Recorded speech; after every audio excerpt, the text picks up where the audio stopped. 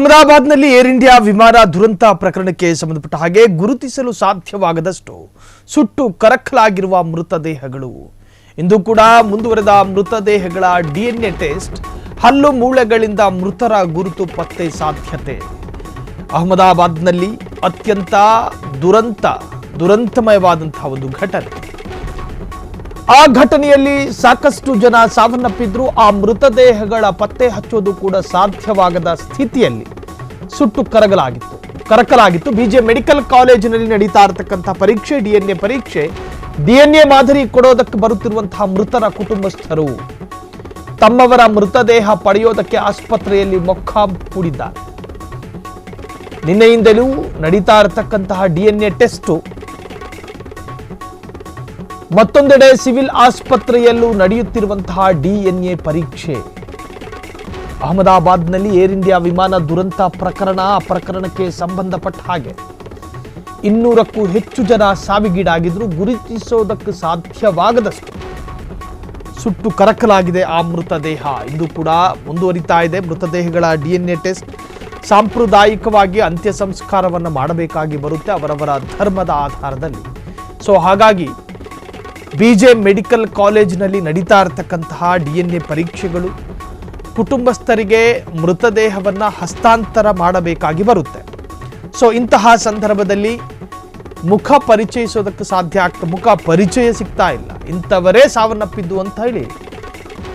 ಖಾತ್ರಿಪಡಿಸೋದಕ್ಕೂ ಕೂಡ ಸಾಧ್ಯವಾಗದ ರೀತಿಯಲ್ಲಿ ಮುಖ ದೇಹಗಳು ಸುಟ್ಟು ಕರಕಲಾಗಿದೆ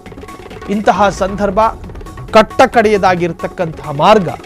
ಡಿಎನ್ಎ ಪರೀಕ್ಷೆ ಸೊ ಆ ಪರೀಕ್ಷೆಯಲ್ಲಿ ಇಂತಹ ಕುಟುಂಬಕ್ಕೆ ಸಂಬಂಧಪಟ್ಟಂತಹ ವ್ಯಕ್ತಿ ಎಂದು ಖಾತ್ರಿಪಡಿಸೋದಕ್ಕೆ ಸಾಧ್ಯತೆ ಇದೆ ಹಲ್ಲು ಮತ್ತು ಮೂಳೆಗಳ ಪರೀಕ್ಷೆಯ ಮುಖಾಂತರವಾಗಿ ಸೊ ಈಗ ಕುಟುಂಬಸ್ಥರಿಗೆ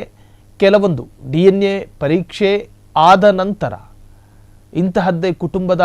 ಮೃತದೇಹ ಎಂದು ಖಾತ್ರಿಪಡಿಸಿ ಮೃತದೇಹಗಳನ್ನು ಹಸ್ತಾಂತರ ಮಾಡಲಾಗ್ತಾ ಇದೆ ಆ ಪ್ರಕ್ರಿಯೆ ಕೂಡ ನಡೀತಾ ಇದೆ ಈಗಾಗಲೇ ಎಲ್ಲ ಕುಟುಂಬಗಳು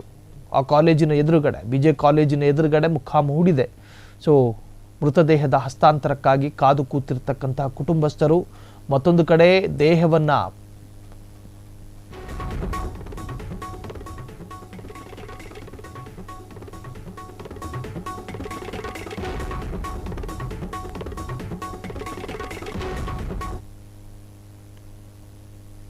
ವಿಮಾನ